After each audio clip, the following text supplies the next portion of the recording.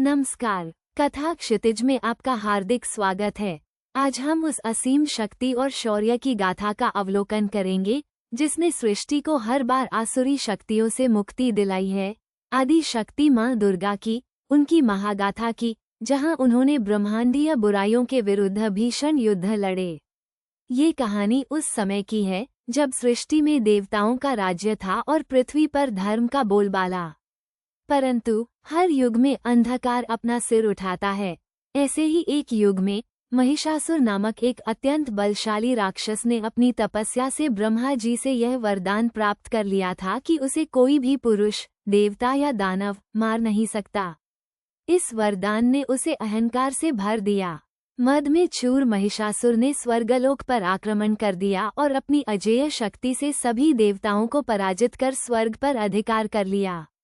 देवतागण भयभीत और शक्तिहीन होकर पृथ्वी पर भटकने लगे। उनका कोई आश्रय नहीं था, कोई आशा नहीं थी।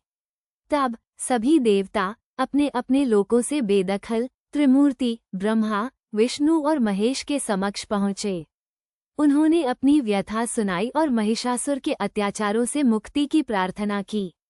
देवताओं का क्रोध और निराशा ब्रह्मा, विष्णु और महेश के तेज के साथ मिली। उस संयुक्त क्रोध और तेज से एक अद्भुत अलौकिक शक्ति का प्रादुर्भाव हुआ। एक दिव्य नारी, असीम सौंदर्य और अतुलनीय शक्ति की प्रतिमूर्ति जो 10 दिशाओं में प्रकाश बिखेर रही थी। वे थी माँ दुर्गा। प्रत्येक देवता ने अपनी शक्ति और अपने अस्त्र शस्त्र उन्हें प्रदान किए। शिव ने अपना त्रिशूल दिया, विष्णु ने अपना सुदर्शन चक्र, इंद्र ने वज्र, वरुण ने शंख, अग्नि ने शक्ति और वायु ने धनुष बाण। हिमालय ने उन्हें सिंह की सवारी प्रदान की। 10 भुजाओं वाली, अस्त्र शस्त्रों से सुसज्जित शेर पर सवार माँ दुर्गा ने एक प्रचंड गर्जना की जिसने तीनों लोकों को थर्रा दिया। ये गर्जना महिषासुर के अंत की घोषणा थी। माँ दुर्गा ने महिषासुर को युद्ध के लिए ललकारा। महिषासुर ने पहले तो एक स्त्री को देखकर उपहास किया, उसकी शक्ति को कम आंका। परंतु जैसे ही युद्ध आरंभ हुआ, उसने मां के विकराल रूप और असीम बल को पहचाना। ये युद्ध कई दिनों तक चला। महिषासुर अत्यंत मायावी था। उसने कई रूप बदले। कभी वह भैंसे के रूप में आता, कभी सिंह के, कभी हाथी के। हर बार जब मां उसे पराजित करती, वो तुरंत नया रूप धारण कर लेता।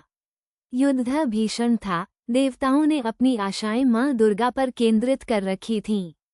अंत में जब महिषासुर अपने भैंसे के रूप में युद्ध कर रहा था, माँ दुर्गा ने उसे अपने त्रिशूल से उसके हृदय को भेद दिया।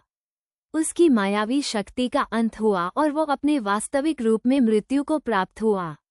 महिषासुर का वध केवल एक राक्षस का अंत नहीं था, बल्कि यह अधर्म पर धर्म की, बुराई पर अच्छाई की और अंधकार पर प्रकाश की विजय थी। देवताओं ने राहत की सांस ली और माँ दुर्गा की जय जयकार की। परंतु सृष्टि में पापियों का अंत केवल महिषासुर के वध से नहीं हुआ था। बाद में शुंभ और निशुंभ जैसे 2 और शक्तिशाली राक्षस उत्पन्न हुए जिन्होंने अपनी शक्ति से सृष्टि को आतंकित किया। उनके पास चंड और मुंड जैसे क्रूर सेनापति भी थे। जब देवताओं ने फिर से माँ दुर्गा का आह्वान किया तो माँ ने उनकी रक्षा के लिए पुनः अवतार लिया। शुंभ निशुंभ के सेनापतियों चंड और मुंड से युद्ध करते समय माँ दुर्गा के ललाट से एक और विकराल शक्ति का प्राकट्य हुआ, माँ काली। उनके भयानक रूप और युद्ध कौशल ने चंड और मुंड का संहार किया और तभी से वे चामुंडा कहलाईं। इसके बाद रक्तबीज नामक दानव आया, जिसे यह वरदान था कि उसके रक्त की एक एक बूंद से नया रक्तबीज उत्पन्न हो जाता। यह एक अत्यंत विकट स्थिति थी क्योंकि उसे मारना असंभव लग रहा था। तब माँ काली ने अपने भीषण रूप में रक्तबीज के रक्त को धरती पर गिरने ही नहीं दिया, बल्कि उसे अपनी जिह्वा से चाट लिया। इस प्रकार रक्तबीज का भी अंत हुआ।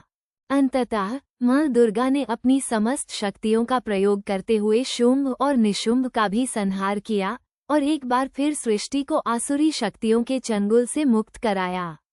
माँ दुर्गा केवल एक देवी नहीं, बल्कि नारी शक्ति का, संकल्प का और न्याय का प्रतीक हैं।